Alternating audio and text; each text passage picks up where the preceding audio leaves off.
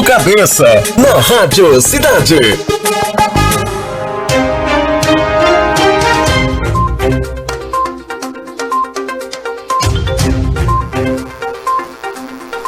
Boa noite, pessoal. Estamos começando agora o programa Comentando Além dos Fatos pela Rádio Cidade Camaquã, de Camaquã direto para o mundo inteiro. E hoje é o dia 11 de setembro de 2019 e nós propusemos para esse programa dois assuntos. Um era falar sobre exatamente essa data, e exatamente 18 anos atrás, e o outro era o assunto sobre a origem do ser humano na Terra. O pessoal preferiu para hoje tratar do assunto do 11 de setembro, é sobre esse que a gente vai falar agora. Eu diria para vocês, convidaria vocês para ficar bem confortável, pegar seu chimarrão, porque a gente tem um tempo relativamente amplo para discutir isso, mas o assunto tem muitos detalhes, muita informação. Eu peço também que vocês tenham a cabeça bem aberta para ponderar a respeito das coisas, porque praticamente todos os itens que você vai ouvir aqui vão ser abordados tecnicamente, ou seja, nada vai ser jogado no ar simplesmente sem nenhuma justificativa ou sem nenhuma explicação a respeito desse assunto. Uma frase que eu gosto de colocar e deixo para vocês como reflexão. Cada vez que eu vou tratar de assuntos complicados, eu me questiono sobre se vale a pena. E eu diria que o Edmund Burke, no século XVIII, já disse uma frase que eu acho que cabe bastante para a gente pensar. Para que o mal triunfe, basta que os bons não façam nada. Ou seja, não adianta você saber das informações, poder ajudar e simplesmente ficar quieto. Então, a ideia aqui é contribuir com informação e principalmente com reflexão a respeito de todos esses itens que nós vamos abordar. Uma coisa fundamental que aconteceu a partir desse dia, principalmente desse dia, é que se estabeleceu uma coisa chamada medo, de uma maneira muito ampla no mundo inteiro. As pessoas todas estavam apavoradas, os cidadãos americanos então nem se fala, todo mundo apavorado com tudo que estava acontecendo, e foi um choque muito grande, não tinha como não ser. Como eu comentei com você já antes, em outros comentários, o povo americano já tinha passado em 1857 por um 11 de setembro também, com o extermínio de quase 150 pessoas que foram mortas pelos Mormons no Arkansas, e isso realmente gerou um trauma muito grande. Como você sabe, nos Estados Unidos eles usam, para referir a qualquer data, sempre o mês, o número do mês e o dia do mês. Então, para eles, 11 de setembro é 9/11. E não sei se isso tem alguma coisa a ver com esse fato que aconteceu lá em 1857, tá? Mas o serviço de emergência americano, equivalente ao nosso 190, para eles é 911. A questão que eu comentei a respeito do medo, tá? Eu quero deixar bem claro que o objetivo desse programa, a ideia do programa como um todo, desde que eu me propus a começar a apresentar ele, é que, mesmo que eu trate de assuntos que vão provocar medo nas pessoas, tá? Você tem que aprender que medo é a pior coisa que existe, tá? Medo é o que faz o mundo não avançar, é o que faz as pessoas boas não serem boas, é o que faz as pessoas boas não contaminarem as ruins. Então, se você tem que enfrentar informações ruins, informações que provocam medo, saiba que a melhor forma de fazer isso é com coragem. Porque medo vai trazer tudo que é consequência ruim para o trabalho, para o relacionamento, para a família. Então, encare o mundo de frente, o mundo é assim, a gente só precisa realmente conhecer como é que ele funciona, mas deixar o medo de lado. Outra coisa que eu já toquei também é sobre teorias de conspiração. Eu não gosto de teoria de conspiração. Acho que uma teoria de conspiração serve para a gente analisar o que se propõe como teoria, porque o que é uma teoria? Simplesmente uma coisa que não foi provada. Então, quando se costuma chamar a teoria de conspiração alguma coisa, cai aquela pecha, não, isso é teoria de conspiração, isso aí não é sério. Eu procuro usar o termo aqui, prática de conspiração. Por que prática de conspiração? Porque realmente há evidências de conspiração, há análise, estudos, informações suficientes para a gente tirar a própria conclusão a respeito disso. Então, eu costumo dizer que o que eu trato aqui é prática de conspiração, porque esse termo teoria de conspiração foi criado pela CIA, se não me engano, em 1967, 68, que era justamente quando começavam a aparecer informações desconfortáveis para o governo, eles precisavam criar alguma coisa, algum método psicológico para tornar as pessoas imunes a essas informações novas. Então se ridicularizava todo mundo que falasse qualquer coisa, se ridicularizava essas pessoas dizendo que são conspiracionistas ou teóricos da conspiração. E o que a gente viu, principalmente quando houve a revelação de informações confidenciais nos Estados Unidos, foi que muita informação que era dada como teoria de conspiração foi provado que era verdade.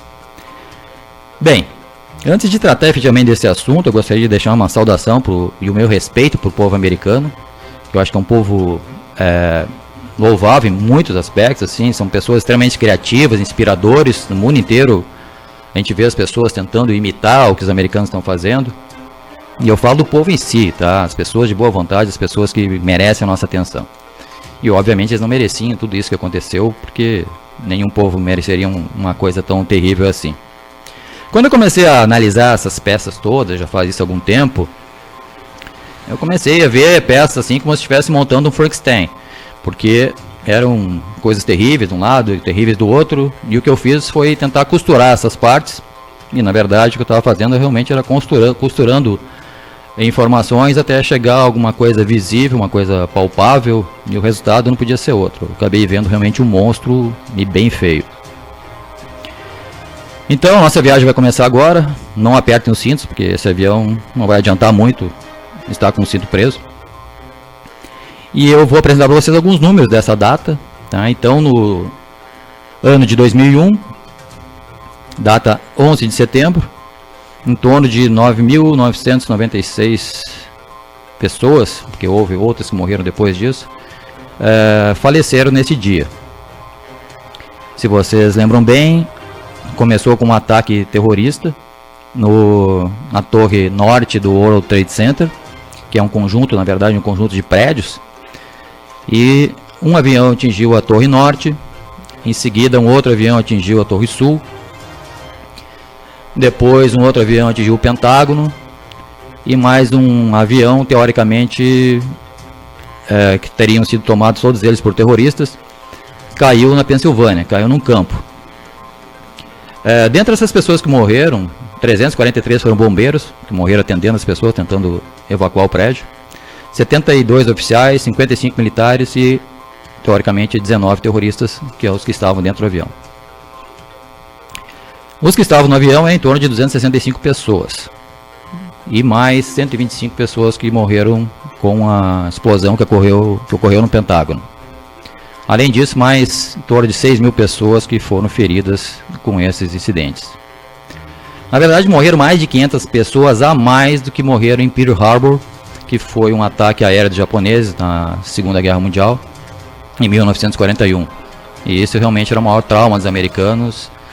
Foi esse ataque japonês que fez com que eles colocassem todo o seu potencial para vencer essa guerra contra o Japão, Alemanha, etc. As fontes que eu vou referir para vocês agora, vou referir apenas duas, na verdade foram muitas fontes que eu tenho consultado durante muito tempo, mas uma delas que é muito interessante, que tem alguns vídeos que eu recomendo que vocês vejam, é o Corbett Report, que é o James Corbett que faz esses documentários, e o Pilots for 9/11 Truth, que seria um grupo de pilotos do mundo inteiro que se reuniram para avaliar as informações todas que foram divulgadas e tecer seus próprios comentários, sua própria análise a respeito de todos os eventos que aconteceram nesse dia. Então sugiro para vocês fortemente que consultem essas bases também, e principalmente os vídeos do Corbett Report. Uma coisa curiosa é que em março de 2001, ou seja, uns meses antes do 11 de setembro, tem um plot de um programa de TV americano que descreve exatamente um ataque terrorista e uma pessoa que estaria sendo executada, uma pessoa que está questionando isso, achando que era um exercício militar, e a pessoa dizendo que não, que aquilo realmente estava acontecendo, e o outro perguntou, mas por quê? Qual é o motivo disso? E a explicação da pessoa foi que haviam terminado várias guerras, e o gasto com armamento precisava ser mantido, ou seja, os investimentos com gastos militares precisavam continuar em alta. Então, por isso, seria um bom motivo para que houvesse alguma guerra nova, para que mantivesse essa indústria toda em pleno funcionamento.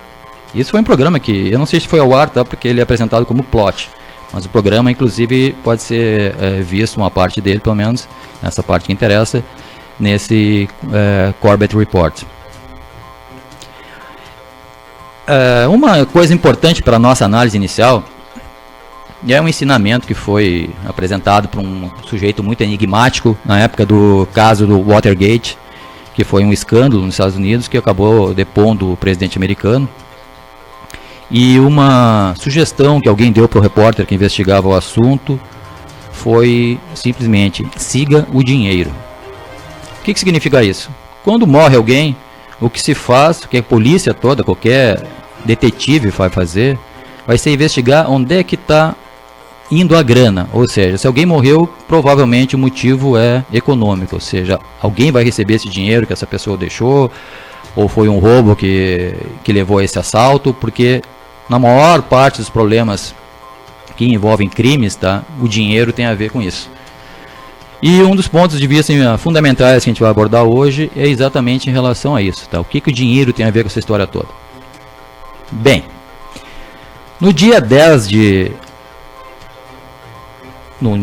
setembro de 2001, ou seja, um dia, numa segunda-feira antes do 11 de setembro, o Congresso americano estava sabatinando ou inquirindo o secretário de Defesa americano. O Senado, o senador Byrd, queria saber onde é que tinha ido parar 2,3 trilhões de dólares.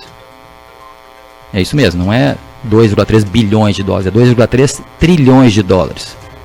Como assim, onde é que foi parar essa grana toda?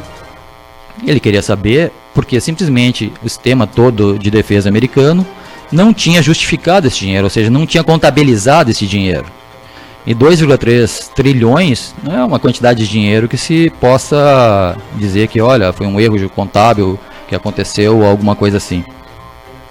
Inclusive, o sistema de defesa estava solicitando mais 50 bilhões para o orçamento, mas estavam pedindo 50 bilhões quando não conseguiam justificar 2,3 trilhões. Ou seja, estavam pedindo um grão de arroz e tinham um engenho inteiro que eles não podiam sequer dar conta do que tinha acontecido.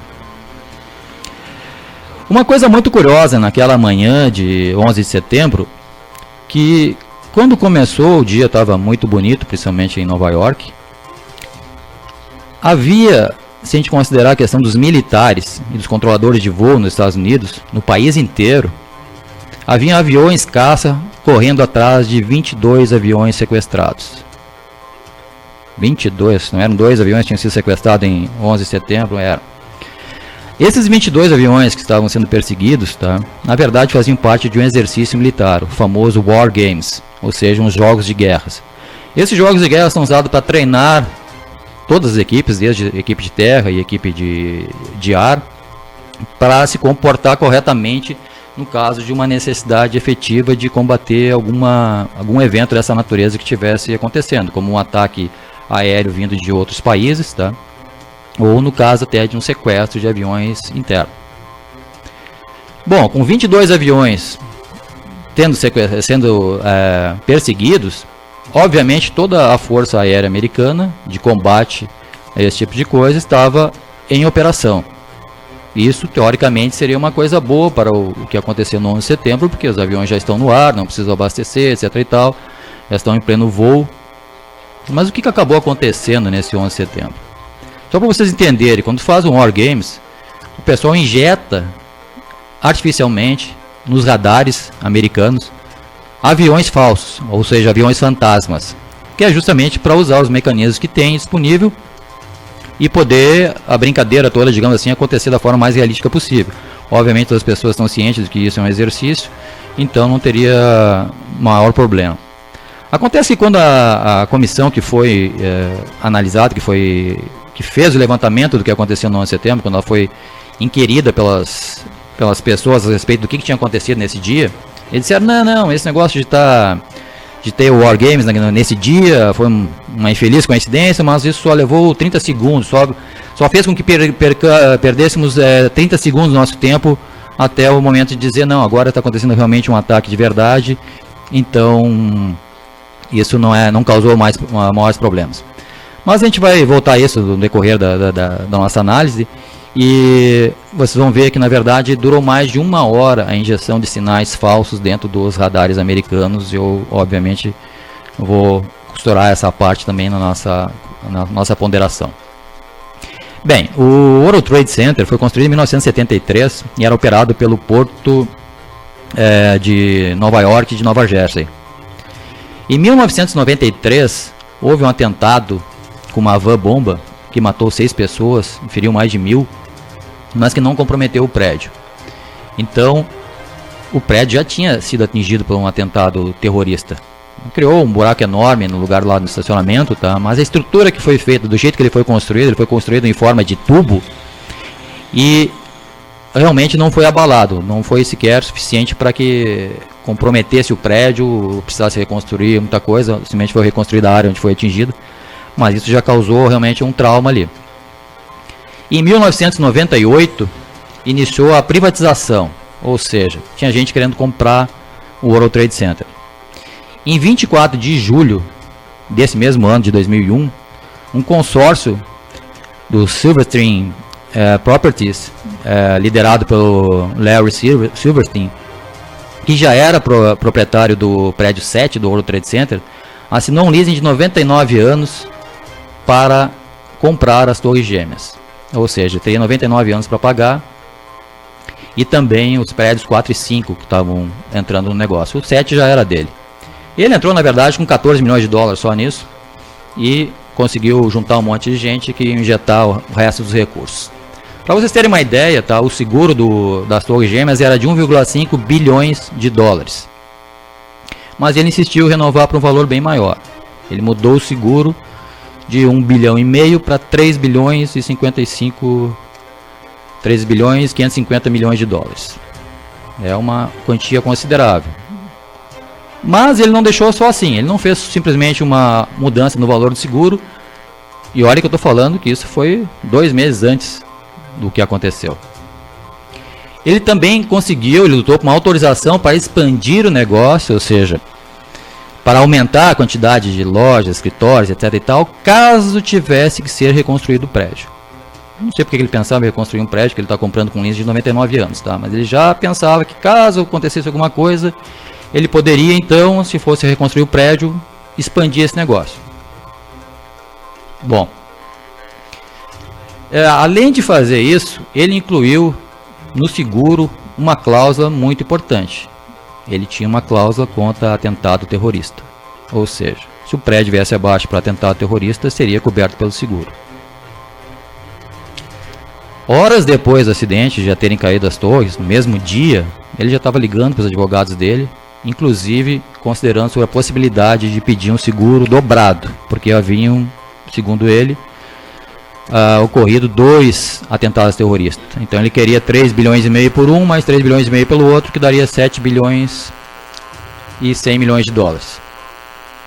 Na verdade, no final das contas, ele acabou conseguindo 4 bilhões, mais ou menos. Mas não satisfeito, ele resolveu entrar com um processo contra a American Airlines e a United por mais 3,5 bilhões pelas suas negligências, ou seja, porque a United e a American Airlines teriam deixado ou permitido que os aviões seus tivessem sido sequestrados e aí causado esse acidente.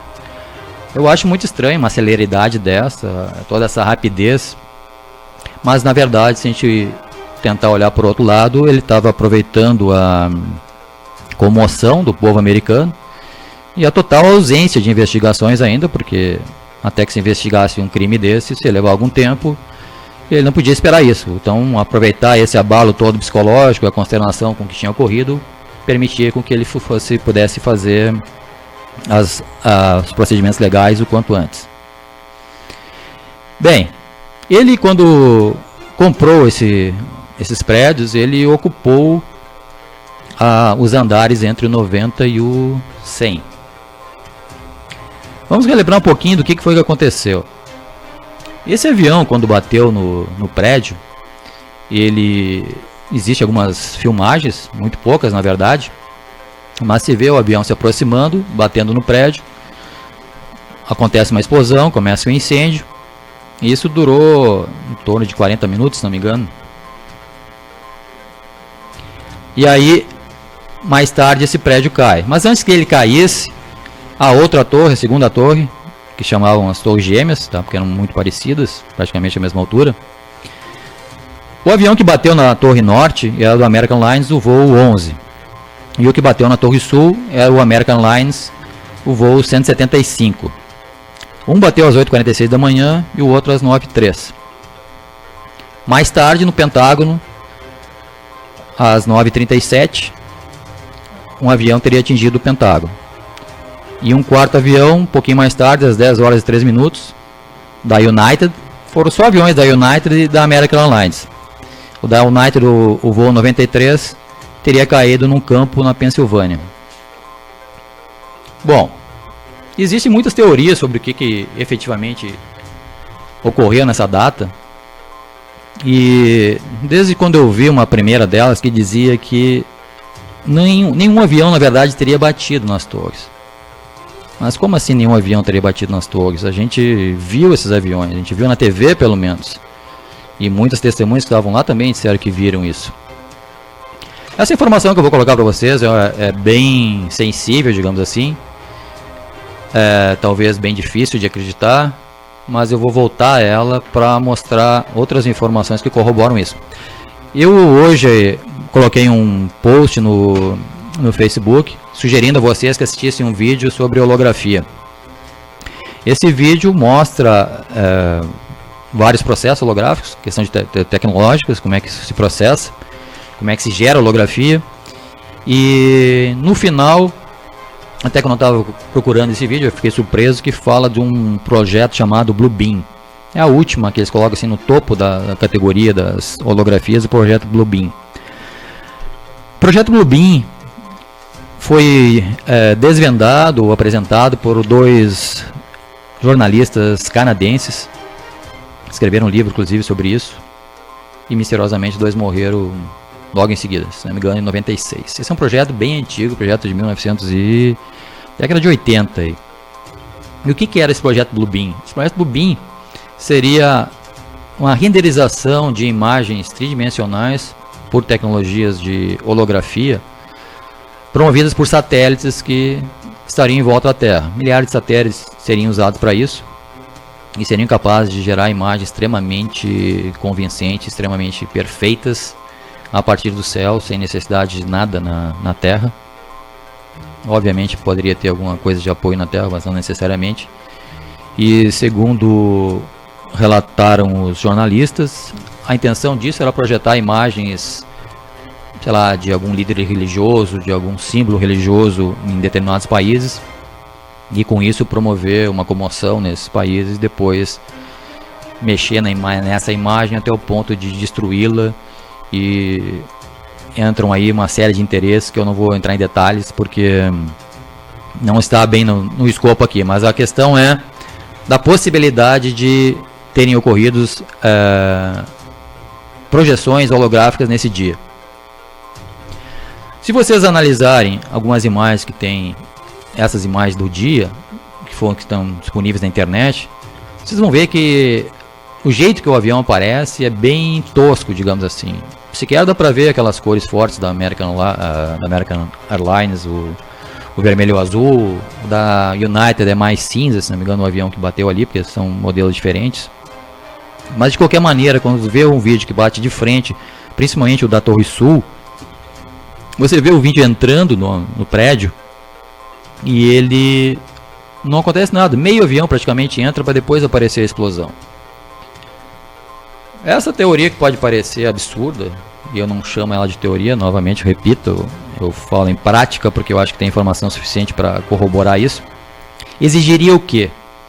Exigiria que houvessem explosivos naquela parte do prédio para que simulasse, obviamente, a batida do avião. Uma coisa é tu projetar um avião em si, que não é muito complicado. Inclusive já existe projetos chineses, tá, de aviões ou aeronaves que voam com uma estrutura militar, digamos assim, um avião caça, mas quando tu olha ele de fora ele parece um avião de passageiro. Por quê? Porque ele projeta uma imagem na sua volta que simula um avião de passageiro. Por que poderia ser usado isso? Bom, bota um avião em cima de um determinado país, o pessoal da defesa identifica como um avião de passageiro, e na verdade ele é um avião militar.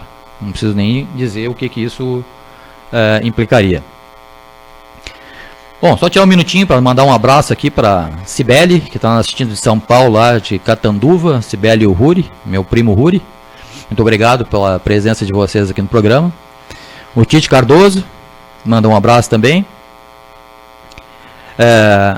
André Gonçalves e todo o pessoal que está ouvindo, Maria Alessi, o Ruri, como eu falei agora há pouco, Sérgio Uber, Jefferson, Claudete, Bruna Kowalski, Suzana Araújo. Eu agradeço a vocês, pessoal. Quem quiser fazer alguma pergunta, se quiser também esperar, obviamente que eventualmente eu tenha respondido essas perguntas, que vocês vão ver que tem muita informação ainda vindo aí. Mas aqui também é a Ruth Leles, o Paulo Edu, a Thaís Lipes. Tem gente do mundo inteiro aqui assistindo o programa. Muito obrigado pela companhia de vocês. Bem, como eu estava comentando a questão desse avião que bateu nas torres, tá? Como eu disse, a China já tem protótipos funcionando, que são aviões que se camuflam com holografia. Obviamente, no caso das torres, poderia tanto ser um avião com um avião menor, ou até um míssil com esse sistema de holografia, ou simplesmente ser uma projeção sem precisar de nada efetivamente material ali. Mas vamos ver a consequência disso. Para que isso funcionasse, teria em primeiro lugar que ter explosivos no local. Complica a situação. Porque como é que alguém ia botar explosivos lá no prédio em pleno funcionamento, um prédio de escritórios? O que eu fiz foi analisar onde o avião bateu e que outros dados poderiam nos trazer para elucidar um pouquinho esse assunto. Bem, o avião, se não me engano, bateu no andar 90... Andar 90... Foi acima do 91, se não me engano. E esse local onde ele bateu queimou por 56 minutos. Se ele bateu no andar 91, vamos voltar e juntar essa informação com o cara que comprou as torres. Ele desocupou ou ocupou com a equipe dele do andar 90 até o 100. Então o avião bateu exatamente numa área que era privada, que tinha alguém no controle. O mesmo cara que segurou o prédio por essa quantidade enorme de dinheiro e o mesmo que pediu 2 seguros até em vez de 1 e também processou as companhias de aviação. Então, se houvesse a necessidade de colocar explosivos nessa área, onde exatamente bateu o avião, porque você tem que fazer uma explosão muito bem feita, muito bem controlada, a coisa toda tinha que ser sincronizada, o avião tinha que entrar em determinado ângulo, o rasgo inicial na área teria que ser de determinado formato, então precisariam efetivamente ter acesso a essa área. E na verdade foi o que aconteceu, tá? Essa área estava sob o controle desse pessoal, entre o andar 90 e o andar 100. Análises mais recentes descobriram um explosivo chamado nanotermite nos escombros na poeira que sobrou das torres, tá? O pessoal analisou isso, analisou microscopicamente e descobriu esse nanotermite. O nanotermite é um explosivo altamente poderoso e ele gera uma fumaça bem parecida com aquela fumaça que a gente viu. Mas um detalhe importante de considerar: um avião, vocês sabem, é feito de alumínio. Praticamente toda a estrutura dele, externa principalmente, é de alumínio. O que acontece quando um avião bate num pássaro? A parte aí, aquele bico redondinho, bonitinho, aquilo vira uma lata velha, ele amassa todo, a asa abre buracos enormes, tá? Isso batendo num pássaro. As torres gêmeas foram feitas de aço. Inclusive, eu vi um documentário sobre um engenheiro, um dos responsáveis que projetou a torre, ou que construiu. Eles tinham, nas especificações deles, especificações que permitiam que um avião batesse. Um 707, pelo menos, podia bater sem problema nas torres, tá? Porque elas estavam projetadas para aguentar esse choque. Então, se um avião se desintegra quase batendo com um simples pássaro, imagina que é bater numa coluna de aço. Numa coluna não, várias colunas, porque eram toda uma rede e a área era bem grande do prédio. E uma coisa muito curiosa é que, se a gente analisar um dos vídeos, eu não me lembro se da Torre Norte ou da Torre Sul, aparece lá do outro lado do prédio, lá do posto onde o avião entrou, aparece o bico do avião se projetando. Mas esse bico desaparece no ar. O bico começa a aparecer e some. Em primeiro lugar, aquele bico aparece bem redondinho, ele não tinha nenhuma chance de atravessar todo o prédio de ponta a ponta, passar pelas colunas de aço, pelo concreto, por tudo, e sair inteiro daquele jeito no outro lado. Em primeiro lugar, se ele apareceu do outro lado, ele teria que ser projetado, ia voar lá, ia cair em cima de outro prédio, coisa parecida. Se a gente analisar os dados desses aviões que foram recolhidos, ou digamos assim, de peças que foram recolhidas, é o mínimo, não se achou quase nada. Se fala de uma turbina que caiu algumas quadras, um pedaço de uma fuselagem que caiu não sei aonde, mas efetivamente a gente não viu nada. Bom, os passageiros, tudo bem que os passageiros realmente não devem ter sobrado nada deles, porque ficaram na área que ficou incendiando. Mas inclusive, se a gente ponderar sobre isso, o que é que queimou ali na batida dos aviões? Querosene, que é o combustível do avião. Se a gente analisar que temperatura a querosene chega, é ridículo. Ela jamais vai chegar no ponto de fusão. E isso eu vi um engenheiro japonês, inclusive, explicando isso.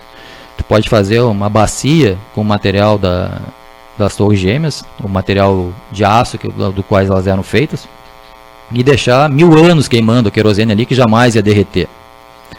Obviamente o calor enfraquece um pouco o metal, mas a querosene em si queimando não ia chegar a esse ponto de fusão nunca. Agora o nanotermite sim. O nanotermite, além de ser um explosivo, ele é um fusor, ele gera temperaturas altíssimas. Bem,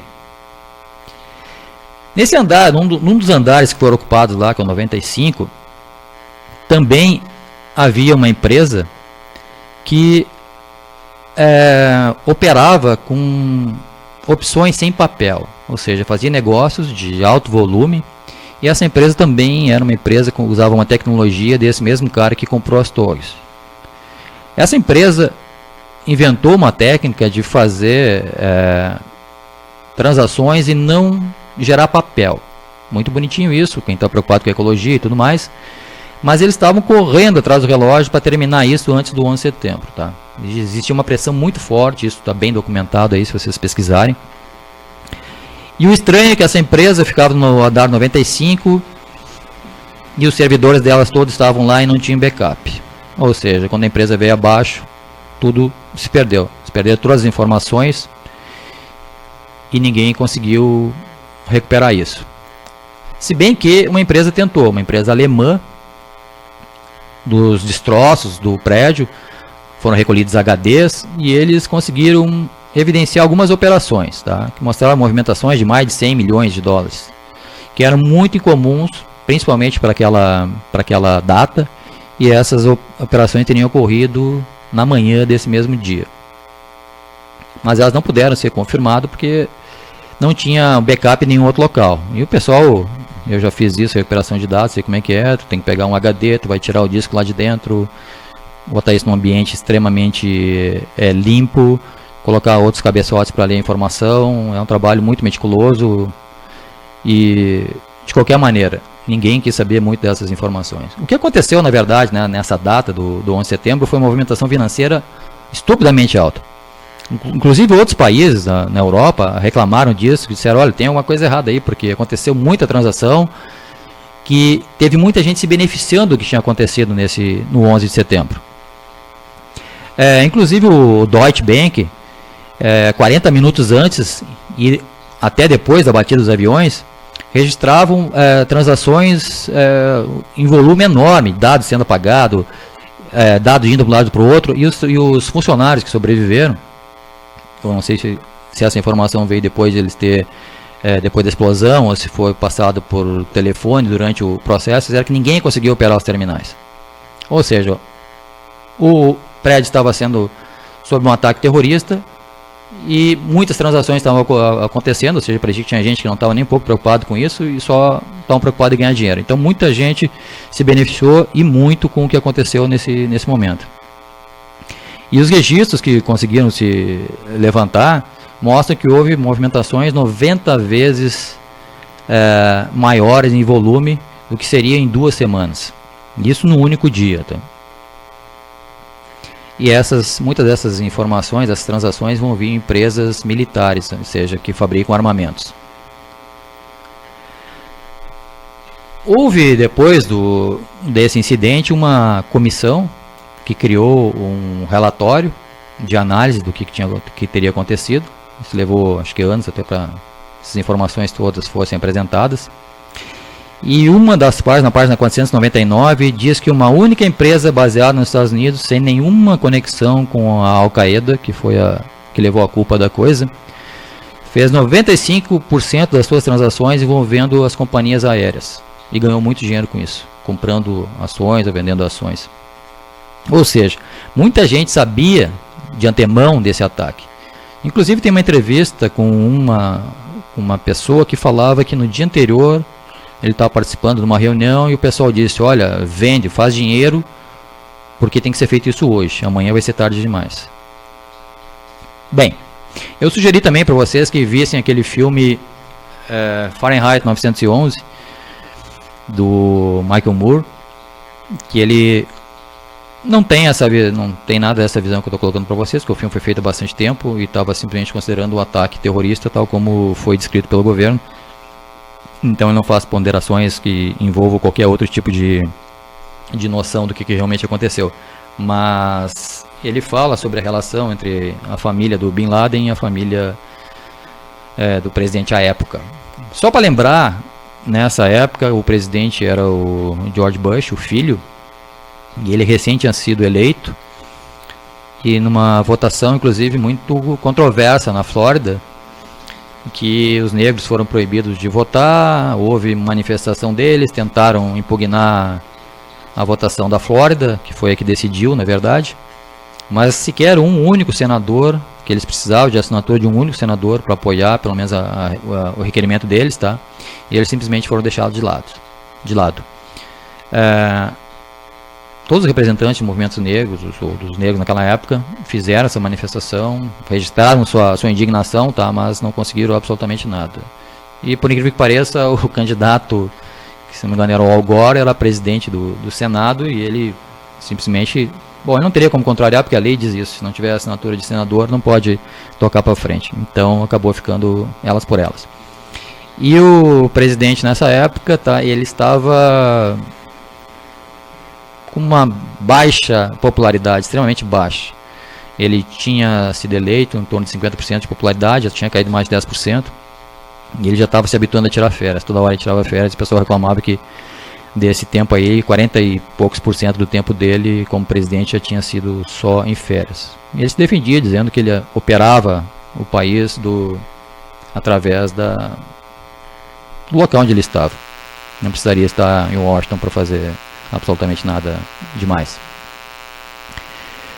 Bem, então se nós juntarmos de novo algumas informações, tá? Em 10 de setembro precisávamos justificar onde é que tinha ido parar 2,3 trilhões de dólares, e simplesmente o responsável por isso, que era o Donald Rumsfeld, dizia que não tinha como explicar. E o senador Byrd perguntou para ele: mas como é que vocês podem pedir mais 50 bilhões se não conseguem justificar isso? Ele disse: o que o senhor pensa que eu acho que deveria fazer?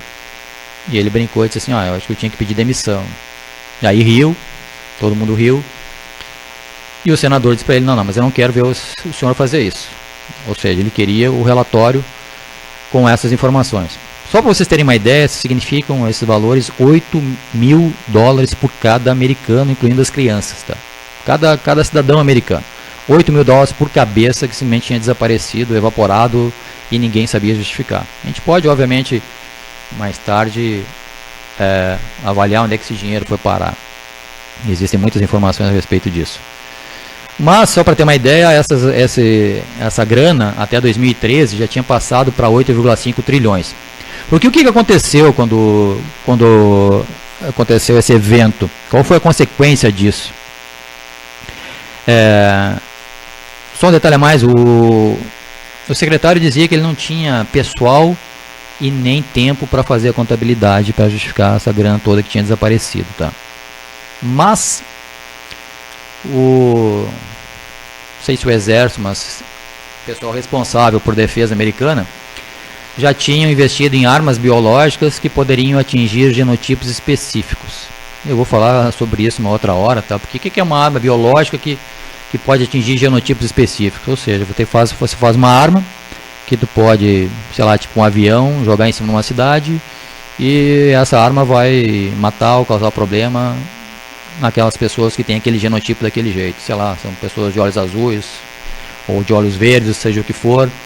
Eles têm uma conexão, por isso é uma arma química e biológica, que consegue fazer uma conexão entre a sua letalidade e alguma característica humana. E isso vai nos levar a uns assuntos bem interessantes que eu vou trazer outras vezes, uma outra época, outra hora, que inclusive trata da questão de vacina, e vocês vão ver que isso tem relação também. Bom, então essa questão financeira que eu tenho trazido para vocês, tá? Fica bastante evidente com tudo isso que se procurava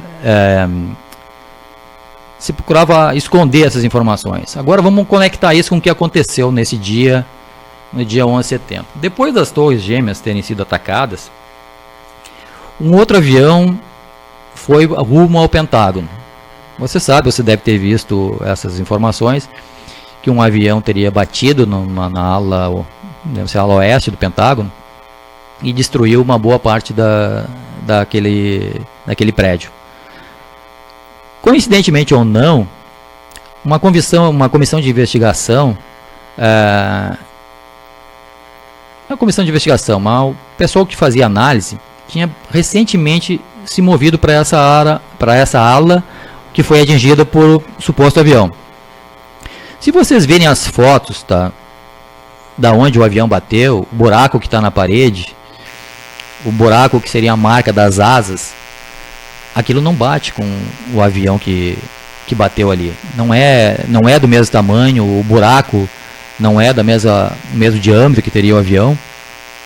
Então, a explicação mais óbvia que tem ali é que o que aconteceu, que o que bateu ali foi um míssil e não um avião.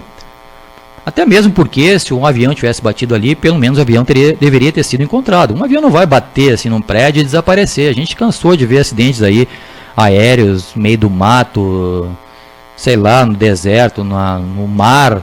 Sempre se acha alguma coisa. Se acha pelo menos a caixa preta do avião. Se acham restos mortais, se acham cadeiras, mas não acharam nada.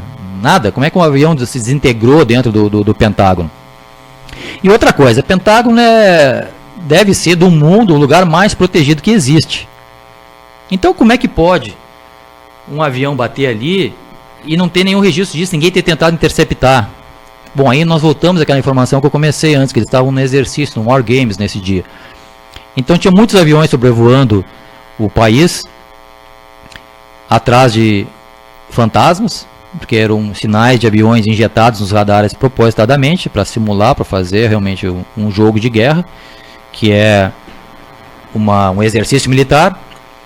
E isso causou uma grande confusão e o pessoal não sabia, mas eu escutei inclusive os áudios, tá, dos controladores de voo, o pessoal dizendo, olha, tem um avião seguindo para o Pentágono. Ah tá, mas peraí um pouquinho, isso não é um exercício, não é um exercício de guerra? Ele disse, não é exercício, isso aqui é real agora, tá realmente acontecendo e não é mais um exercício, desconsiderem isso, é uma coisa séria. Só que o que aconteceu? Uma pessoa relatou assim, mas vem cá, o American Airlines 11 está seguindo para Washington agora. E o cara diz assim, peraí um pouquinho, mas esse American Airlines não é aquele que bateu na Torre Gêmea? Ele não, mas ele está indo o transponder dele está ligado, ele está indo para Washington. Eu já vou conectar isso aqui em seguida, tá? Com uma das informações mais críticas que eu vi aí, isso eu não vi em lugar nenhum, conclusão minha. Porque realmente, quando eles anunciaram isso, que o avião American Airlines 11 está indo para o lado de Washington, isso ele já teria batido na torre. Já era muito tempo, 10, 20 minutos depois de ele ter batido na torre, então ele não poderia estar sendo registrado de estar indo para esse local. mas a gente já vai trazer, essa para mim, uma das informações mais importantes que tem nessa história toda. Mas de qualquer maneira, o que aconteceu? Quando esse avião bateu no Pentágono, uma das funcionárias lá, que estava com o filho, inclusive, conseguiu sair pelo buraco do bico do avião. Ou seja, o buraco que o bico do avião teria feito na parede. Ela saiu correndo para ir para o hospital e tudo mais e não viu nada de avião, não viu sequer um pedaço de avião, absolutamente nada. E ela ficou impressionada com isso, né? Contou isso mais tarde. Mas como eu estava falando, essa área do Pentágono é a área mais protegida do mundo. E uma das pessoas que depois disse que ligou para o vice-presidente americano e disse, olha, se não me engano é Bravo o nome da informação, que quando alguém invade esse espaço aéreo. Esse é um espaço absolutamente proibido de circular. Se alguém entrar naquele espaço ali, a ordem de abater já está pré-estabelecida. Ninguém pode entrar, só o fato de entrar ali já significa que ele já saiu mal intencionado, então a ordem é ser abatido. Mas nenhum dos aviões foi abatido. Inclusive eu vou falar sobre o que caiu lá na Pensilvânia, tá? Também não foi abatido. Então o que aconteceu? Estava todo mundo que nem uma mosca tonta, atrás de aviões fantasma que continuavam sendo injetados nos radares mesmo 1 hora depois de já ter acontecido o primeiro acidente, a primeira batida na torre. E ainda continuava o pessoal injetando sinal nos radares americanos. Que loucura é essa? Quer dizer, é a maior força militar do mundo. E todo mundo que nem barata tonta, não sabendo exatamente o que está acontecendo, indo atrás de fantasmas, de aviões fantasma que eram injetados por eles mesmos. Quer dizer, é uma coisa totalmente surreal, digamos até. Mas voltando à questão da segurança do Pentágono, esse senhor disse que ligou para o vice-presidente, o presidente, não precisa fazer nada. Ele disse, olha, tem avião a 50 milhas do Pentágono. Não, deixa assim. Olha, tem avião a 30 milhas do Pentágono. Não precisa fazer nada, a gente já está sob controle. Olha, tem avião a 10 milhas do Pentágono. Bom, aconteceu a batida no Pentágono. Então nada foi abatido, nada foi acionado, nenhuma defesa foi acionada. E essa moça, inclusive, que saiu com o filho de dentro do Pentágono, ela disse, olha, a gente não teve nenhum alerta, nenhuma sirene tocou dizendo, olha, está havendo um atentado, vão correr para uma área de segurança, certamente deve ter algum bunker lá dentro, coisa parecida, tá? Mas isso não aconteceu. Bem, essa área onde bateu o avião ou o míssil no Pentágono, o que tinha lá dentro? Como eu disse, recém tinham movido para ali um setor do Pentágono e lá dentro tinham 34 dos 45 contadores e analistas de negócio que morreram lá. Aliás, tinha 45, 34 morreram. O escritório tinha sido movido para a Asa Oeste há muito pouco tempo. Então o que aconteceu? Depois disso, inclusive foi citado isso no relatório, que eles não eram mais capazes de justificar onde é que tinham ido parar aqueles 2,3 trilhões de dólares. Eles não tinham mais pessoal capaz de fazer essa contabilidade. Eles tinham morrido todos no Pentágono. Bem, no dia 10, o secretário de Defesa dizia que não conseguia explicar os 2,3 trilhões de dólares, mas que ele ia fazer alguma coisa. No dia 11, no dia seguinte, todas as pessoas que teoricamente ele convocaria para fazer isso morrem. Ou seja, o Pentágono foi atingido na única área que poderia interessar alguém, que era a área que haviam os contadores que poderiam teoricamente contabilizar. Não sei porque que eles poderiam contabilizar, se até agora não tinham feito, né? Não ia ser agora que eles iam conseguir justificar 2,3 trilhões de dólares. Eu repito, são trilhões, não são bilhões de dólares. Então, é de se perguntar, por que não foi achado nenhum pedacinho do avião? Nada. Nenhum fragmento, nenhum banco, nenhuma cadeira, nenhuma bandeja, nenhuma pessoa, nem resto mortal de nada. E se não me engano eram mais de 50 pessoas dentro do avião. O total dos aviões, pelo menos 4 terroristas tinha. Todos os aviões tinham 5 e um deles tinha 4 terroristas, segundo o que os relatórios oficiais. Bem, como eu falei, a nossa análise era principalmente a questão de o que envolve de recursos, o que envolve de grana nessa história toda. Uau, nós estamos às 8 horas e 56 minutos, Flávio.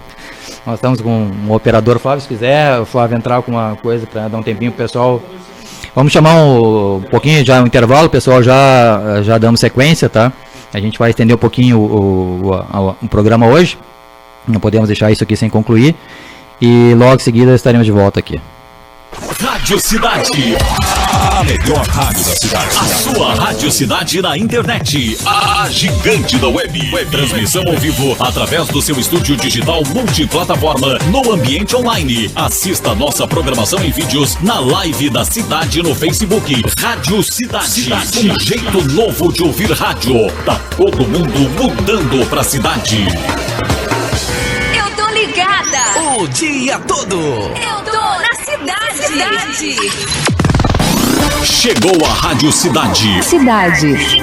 Um novo conceito em rádio, inspirado nas novas tendências e plataformas digitais, oferecendo alternativas inovadoras de conteúdos e formatos para os ouvintes e anunciantes. A Rádio Cidade dispõe de estúdio multiplataforma com suporte de transmissão HD e em ultra definição. Rádio Cidade, a rádio gigante da web, para você ver e ouvir com som e imagem de alta qualidade, utilizando as novas ferramentas da tecnologia a serviço da comunicação. Para estar bem informado, primeiro você precisa saber o que está acontecendo ao seu lado.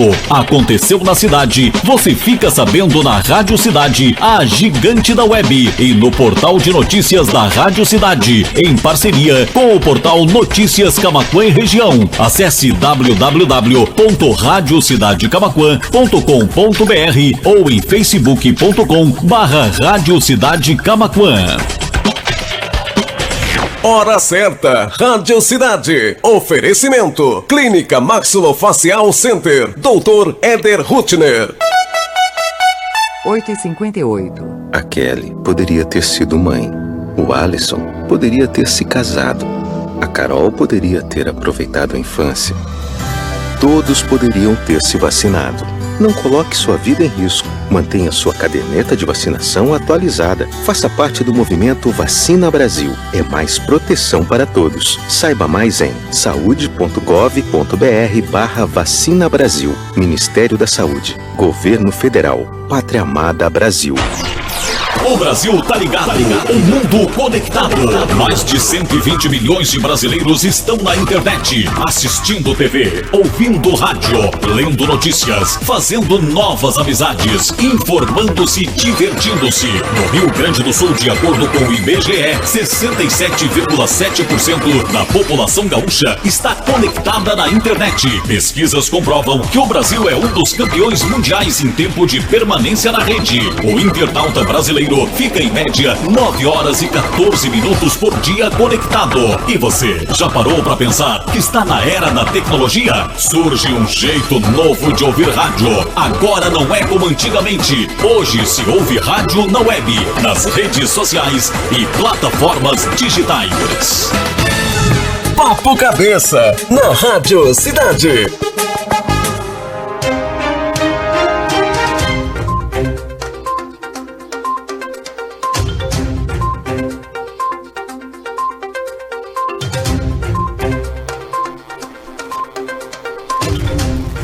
Boa noite, pessoal, voltando então ao nosso programa, mandar um abraço aqui para a ID Goodman, que está nos assistindo do Rio de Janeiro, o Mirko Morelli, nosso parceiro aqui de comunicação, Lucas Buskovski, Ronei Olson, nosso amigo aí da Viviana, Estela Farias, agradecer a Estela inclusive por ter lembrado do 911, do 11 de setembro de 1857, a Patrícia Carmona, Beth Silva, Juarez Fagundes, Maria da Graça Tavares e a Thaís também, que está se comunicando de novo com a gente. Muito obrigado pela presença de vocês aqui no programa. A Patrícia, minha esposa, que está nos assistindo aí, possivelmente as crianças, espero que elas não estejam ouvindo isso, mas ainda bem que são pequenininhas para entender sobre isso que está acontecendo, sobre isso que aconteceu.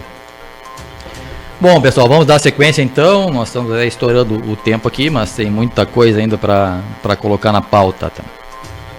Eu falei recentemente, por último, vou dar uma lembrada assim geral, porque tem muitas pessoas que eventualmente estão entrando agora e começaram a assistir o programa há pouco tempo. A análise que a gente está fazendo é sobre o 11 de setembro, tá? De 18 anos atrás.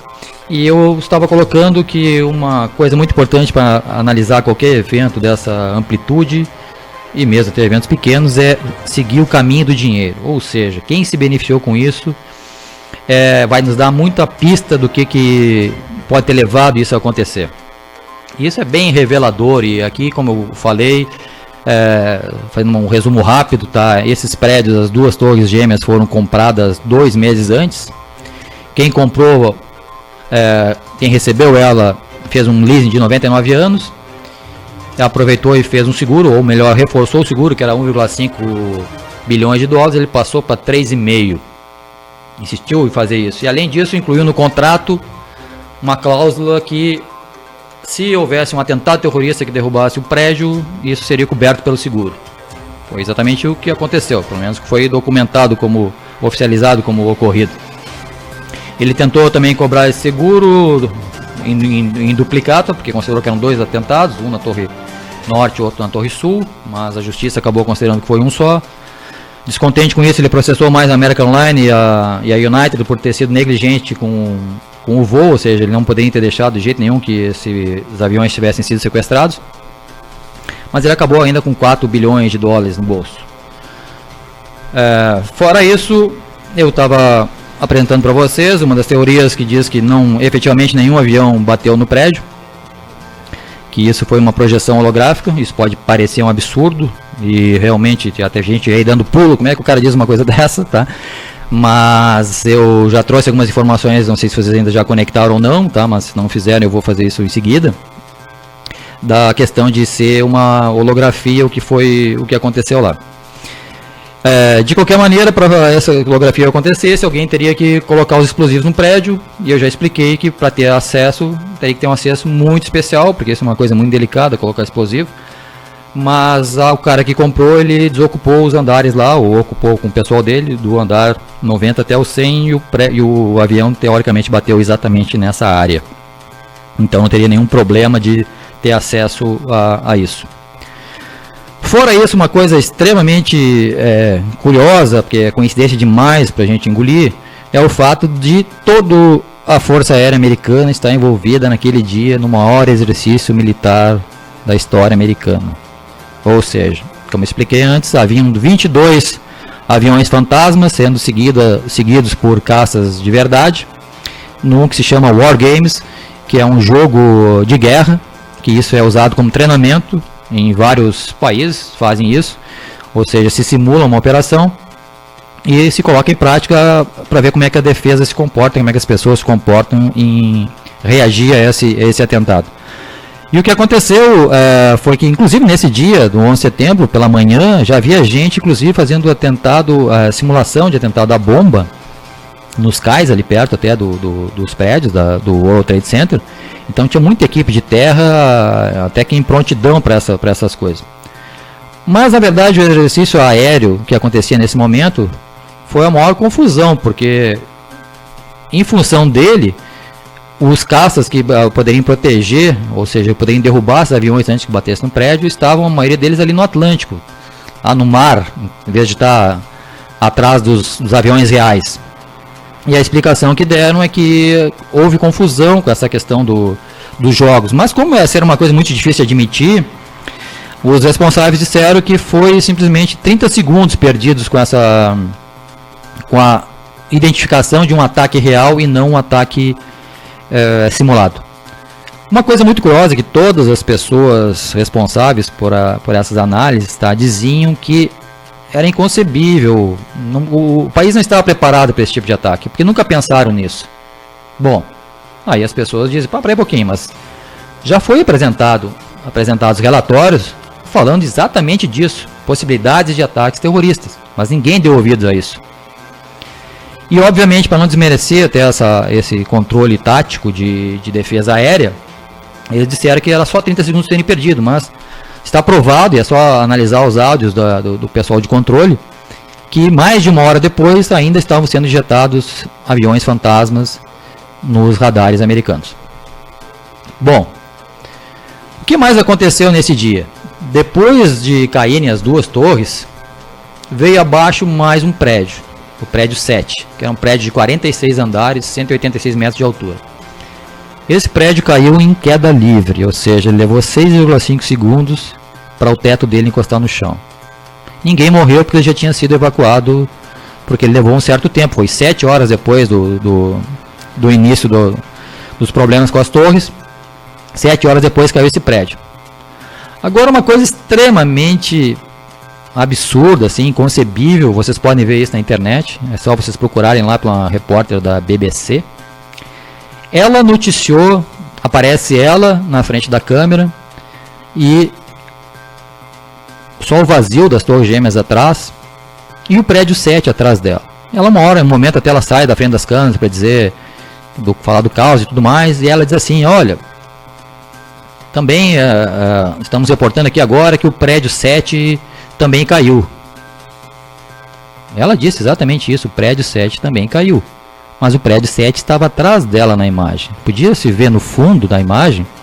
E não era uma imagem daquelas projetadas ali de fundo, não. Era uma imagem real. Ela estava na frente de uma janela que dava vista para a área onde estaria o World Trade Center. Então, esse prédio veio cair 20 minutos depois da notícia.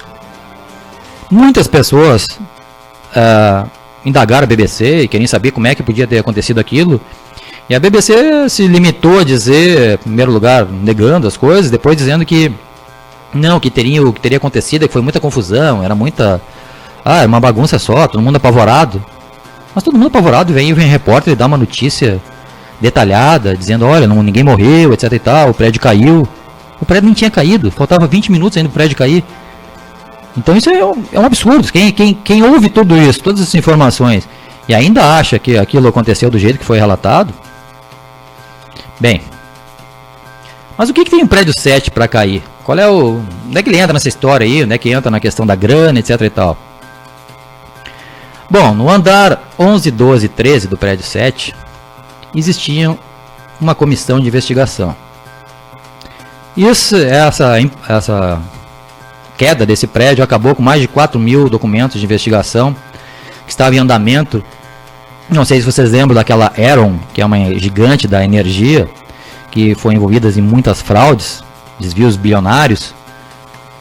E a pessoa que estava sendo investigada, que era um dos contadores da Enron, era justamente um cara que depois foi contratado para fazer a contabilidade do exército. Eu acho que o cara aqui está responsável por dizer onde é que tinham ido parar os 2,3 trilhões de dólares. Como já era um especialista em fazer a grana desaparecer, ele foi contratado para fazer mais grana desaparecer. Então, isso era uma especialidade dele. E o que aconteceu quando esse prédio caiu? Toda essa investigação foi por água abaixo. Eu não sei o que acontece nos Estados Unidos, parece que eles não fazem backup das coisas, eles concentram todas as informações em um lugar só, e quando aquilo ali desaparece tudo. Inclusive, como eu comentei com você sobre as câmeras lá do Pentágono, se não me engano eram 85 câmeras que poderiam mostrar aquele local onde foi abatido.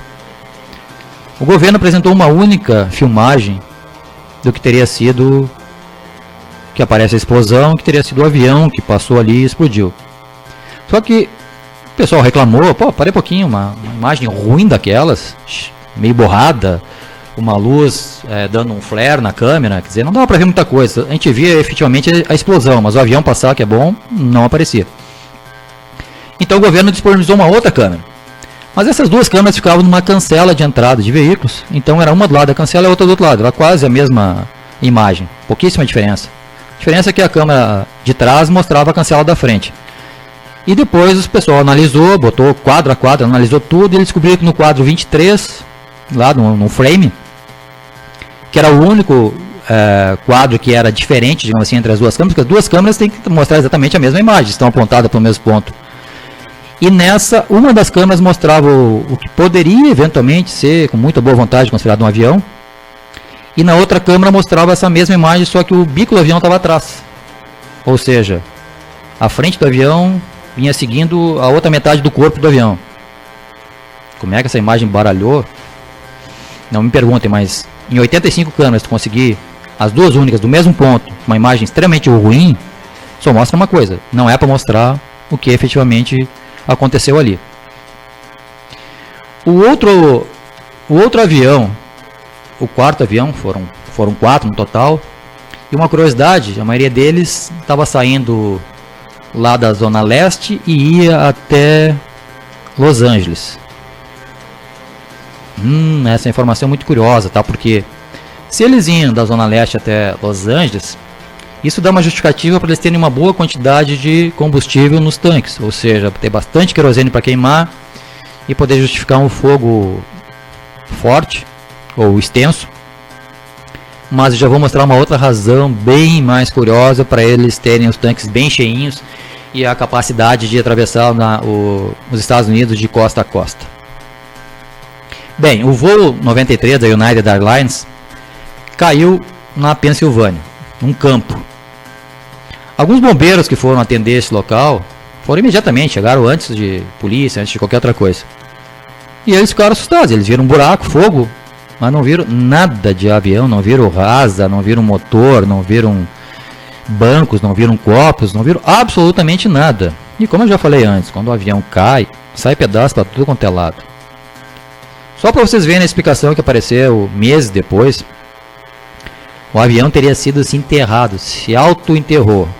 Ou seja, ele bateu com tanta força que ele entrou embaixo da terra e não sei de que jeito que ele conseguiu tapar o buraco depois de ter entrado. Além do mais, ele conseguiu fazer isso. Mas não sobrou absolutamente nada. Nenhuma peça de avião foi encontrada.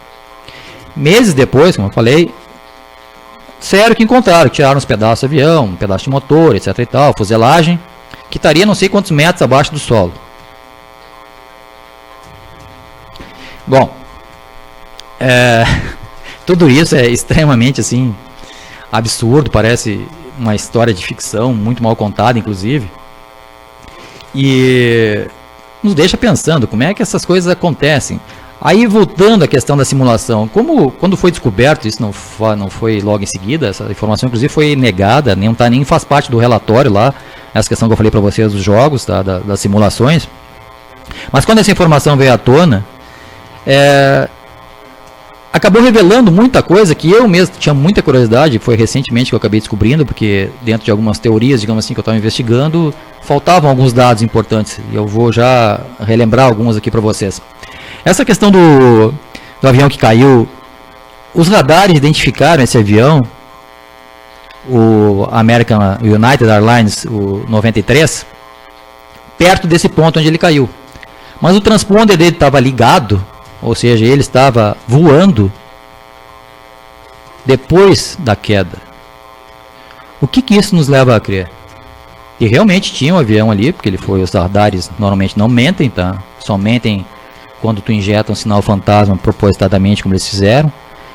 E eu duvido, e isso também não vi nenhum repórter, não vi ninguém analisando isso, eu duvido que eles tenham, e isso seria muito bom também, pegar os programas, toda a programação deles da simulação, mas eu duvido que eles tenham injetado na simulação deles qualquer voo que fosse um desses quatro. Ou seja, o American Airlines 11, o United 175 da Torre Sul, o American Airlines 77, o do Pentágono, e o United 93, o da Pensilvânia, que é na Pensilvânia.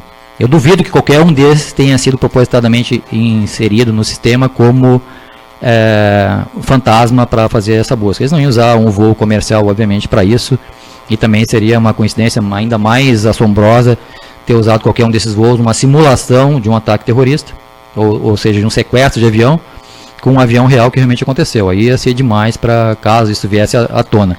Mas foi o que aconteceu. A explicação que é dada sobre a queda desse avião é que os passageiros teriam lutado contra os terroristas e esse avião teria caído em função dessa briga e aí explodiu e desapareceu. Desapareceu o avião, as pessoas, desapareceu tudo.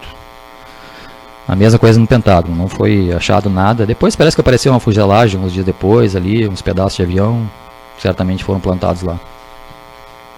Uma outra coisa curiosa sobre toda essa investigação que aconteceu é que não foram permitidas investigações paralelas, ou seja, a comissão oficialmente estabelecida paralela foram proibidos pelo governo que se investigasse. E como eu falei para vocês, aquele rombo de 2,3 trilhões até 2013 passou para 8,5 trilhões. Por quê? Porque como aconteceu isso e o pessoal ficou todo apavorado, o governo aproveitou e começou a criar leis e coisas para que tivessem um aval, digamos assim, do povo, tá? Para lutar contra o terrorismo no mundo inteiro, onde quer que ele estivesse. E o povo apavorado, simplesmente as pessoas em tudo que é cidade nos Estados Unidos estavam loucas de medo. Cidadezinhas pequenas passaram a ser anunciadas como possíveis ataques terroristas que iriam acontecer na cidade, cidades de 2.300 habitantes. Aí o pessoal discutia que a cidade tinha um nome muito parecido com uma outra, não, deve ter sido na outra cidade. Ou seja, se instalou um clima de guerra, um clima de horror, um clima de terror, um clima de medo, e aquilo que eu falei antes para vocês. E quando tem uma pessoa com medo, fica muito fácil controlar ela, porque ela vai fazer tudo o que tu quiser, porque ela não quer sentir medo. Mas se tu fizer tudo para que ela não sinta medo, ela não vai querer mais ninguém ajudando ela, porque ela já está se sentindo bem. Então tu tem que realimentar o medo, tem que ficar continuando vez após vez provocando medo nas pessoas para que elas continuem pedindo ajuda e tu continue fazendo o que tu bem entender, porque elas estão avalizando tudo o que tu está fazendo. Então, esse avião então, que bateu no Pentágono, teoricamente, acabou com os contadores que iam justificar onde é que toda a grana tinha ido daqueles bilhões de dólares. Dentro das leis ou das coisas que aconteceram como consequência do resultado desse atentado, foi criado o USA Patriot Act. Ou seja, parece que quer dizer o ato patriota americano, mas na verdade não é isso, tá? Esse nome é uma contração. O USA na verdade é United and Strengthening America, e o Patriot seria Providing Appropriate Tools Required to Intercept and Obstruct Terrorism. Ou seja, unindo e fortalecendo a América, tá? De que forma? Providenciando as ferramentas adequadas, apropriadas, tá, para interceptar e obstruir o terrorismo. O que significa isso? Isso dá poder para o governo fazer tudo o que ele quiser, praticamente, e a partir daí houve uma autorização de toda a população para que se invada e-mail, para que se invada carta, acabou praticamente com o sigilo de toda a comunicação que circula dentro dos Estados Unidos. Realmente foi uma consequência direta de todo o medo que se instaurou. Então ninguém mais tinha direito a ter essa privacidade. E quando isso acontece, obviamente a gente não está falando só cidadão comum, as empresas vão começar a usar esse tipo de informação, vão querer ter acesso a isso, porque são pessoas que controlam essas informações, e aí todo tipo de interesse vai acabar se acumulando aí. Uma das pessoas, inclusive, que foi proposta como autor do atentado, se bem sabe, foi o Osama Bin Laden, que foi perseguido durante anos. Não lembro exatamente quando é que conseguiram caçar ele e apagar ele. O estranho é que ele estava no Afeganistão e os esforços do governo foram para invadir o Iraque. Então eles estavam invadindo um país que não tinha, que sequer era local onde poderia encontrar o principal terrorista, que também sequer foi oficialmente dado como o criminoso realmente, não foi oficializado isso como ele realmente sendo o responsável.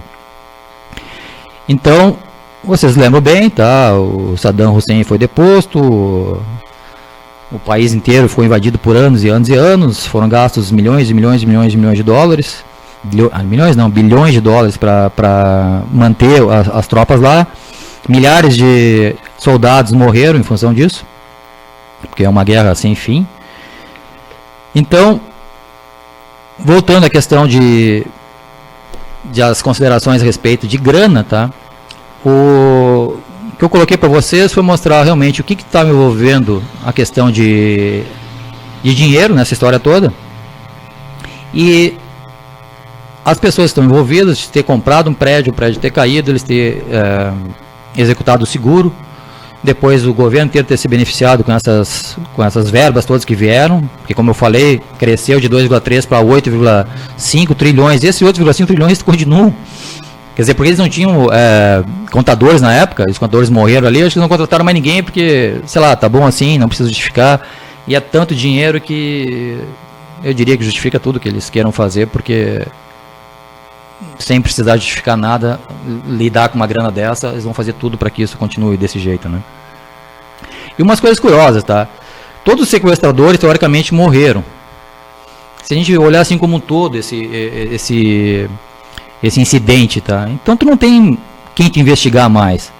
Porque o que acontece? Se tu tem sequestradores que tu consegue pegar eles, consegue capturar, eles podem falar coisas que não são adequadas, ou seja, que tu não quer que eles digam. Então, esse problema eles não têm, porque os sequestradores todos teriam teoricamente morrido junto. O American Airlines 11, esse que bateu na Torre Norte, teria sido noticiado, como eu falei, rumando ao Washington. O que isso significa? Se eu coloquei para vocês a possibilidade de usar aquelas tecnologias de hologramas para que o avião seja projetado, obviamente vai ficar uma questão no ar. Se isso aconteceu, onde é que foram parar os aviões? E aí, como eu comentei com vocês que os aviões saíam bem carregados lá da Zona Leste para ir para Los Angeles, isso significa que eles teriam combustível suficiente para ir onde bem entendessem.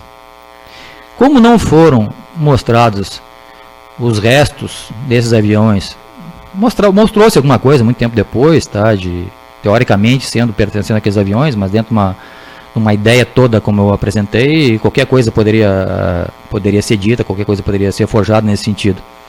Mas pegando dados reais, esse American 11, como eu falei para vocês, pelos comunicadores de controladores de voo, ele foi detectado indo para o lado de Washington. O que tem para lá, onde ele poderia ter efetivamente ido, eu não sei. Mas isso efetivamente aconteceu depois da teórica batida dele.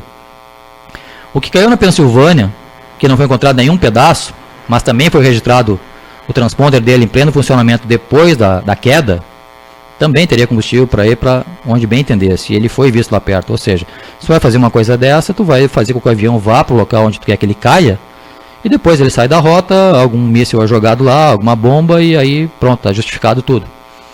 A mesma coisa com o American Line 11. Ele pode ter ido lá para perto dos prédios, ter feito uma manobra e depois ele sai de cena. Então uma coisa que me assusta só é de pensar onde é que foi parar essa gente. Porque o próprio avião do Pentágono também não foi achado nenhum pedaço dele. Também tinha gente. São quase 300 pessoas nesses aviões. Onde é que foram parar essas pessoas?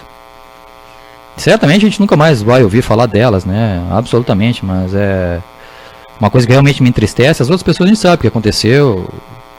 E esses aí simplesmente vão ficar... Não gosto nem de pensar o que pode ter acontecido com eles. E onde pode eventualmente estar agora. Bem, Flávio, mais um pequeno intervalo para a gente...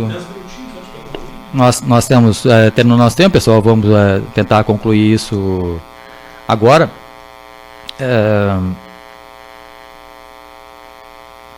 Nesse momento desses jogos de guerra que estavam acontecendo, tinha apenas 8 aviões interceptadores que perseguiam esses 22 sequestros simultâneos simulados, né?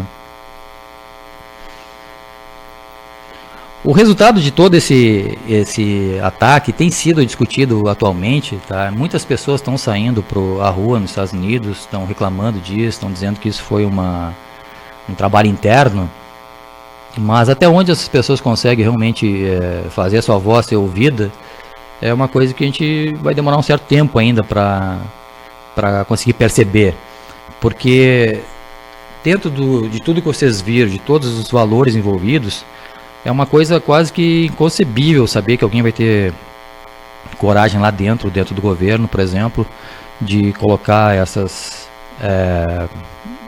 pedidos. Já existe pedidos de investigações novas, tá? E dentro da análise que eu comentei com você dessa questão do nanotermite, é interessante ponderar uma única coisa, tá? A questão daquele prédio 7 que caiu, que foi o último, que caiu 7 horas após as torres. Esse prédio foi apresentado para um especialista alemão em demolição. Mostraram um vídeo para ele, ele olhou aquele vídeo. O que o senhor acha desse vídeo? Isso foi uma implosão, muito bem feita. Mas o senhor tem certeza que foi uma implosão? Eles têm. Essa é uma técnica. Eu faço isso, eu sou especialista nisso. A gente implode os postos dos elevadores e o prédio vai caindo para dentro e depois vem todo abaixo. Eu só quero concluir agora com uma análise um pouquinho técnica de alguns detalhes, que eu não posso sugerir eu falar algumas coisas sem deixar uma explicação mais detalhada sobre isso. E algumas conclusões importantes. Quando esse prédio, então, o prédio 7 caiu, olha só, eles disseram que os springles, que são aqueles injetores de água do prédio, não haviam funcionado. Puxa vida, um prédio desse, né, que era daquele mesmo cara que comprou as torres, não funcionava o sistema de apagar incêndio. Então é algo assim, também quase que inconcebível, tá? Mas de qualquer maneira, quando esses prédios caíram, se houvesse uma explosão, como o pessoal comenta que realmente foi uma explosão, essa explosão efetivamente foi ouvida. Mas como é que iam colocar também a mesma questão das torres? Como é que alguém colocou explosivos lá dentro?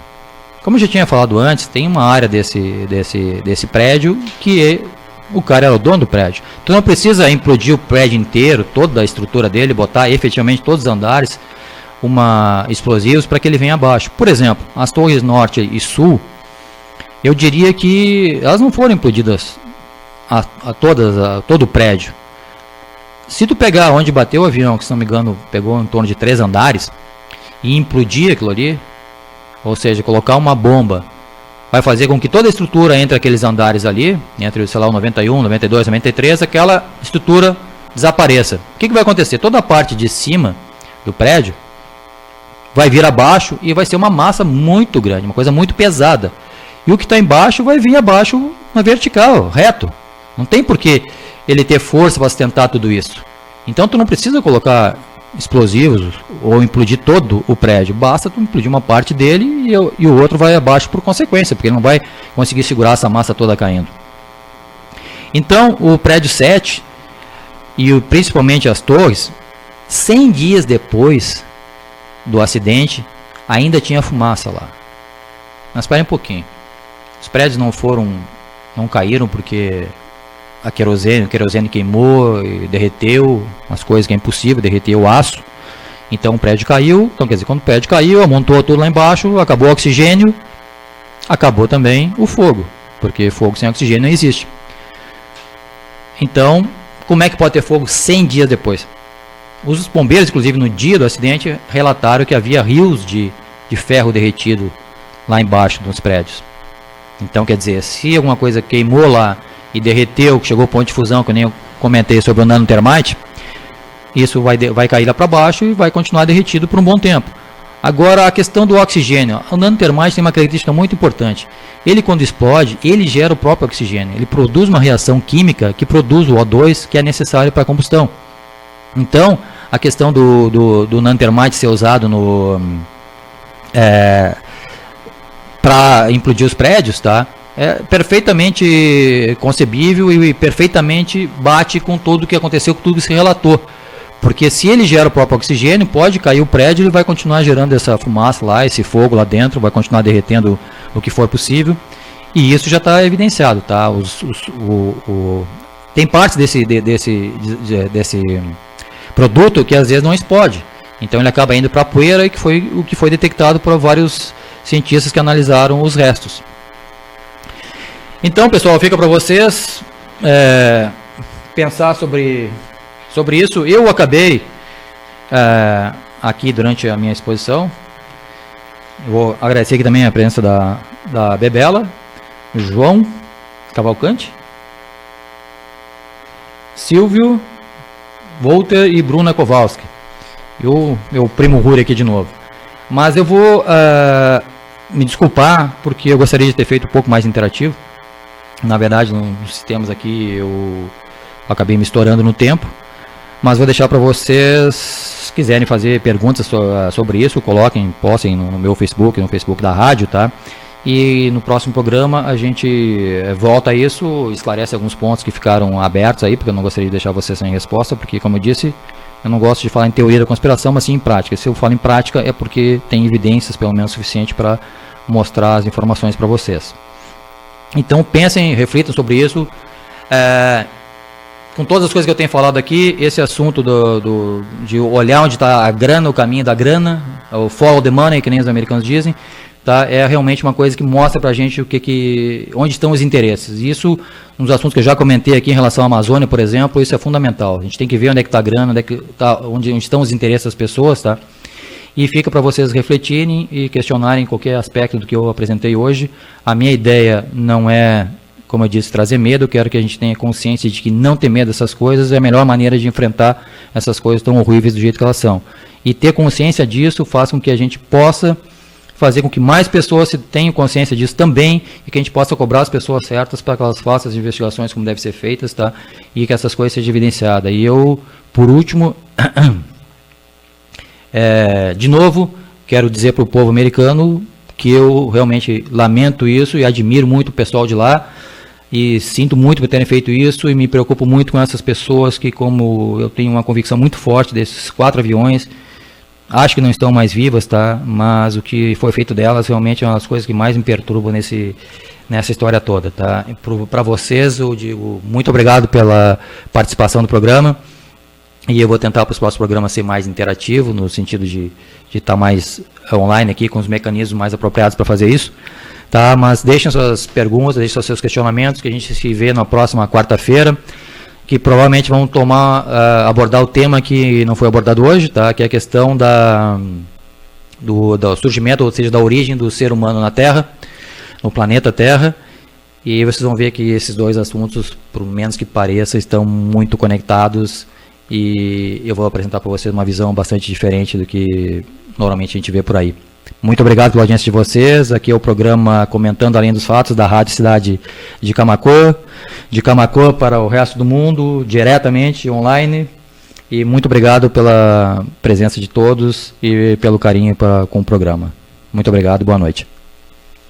Rádio Cidade. Tá na cara que você ouve.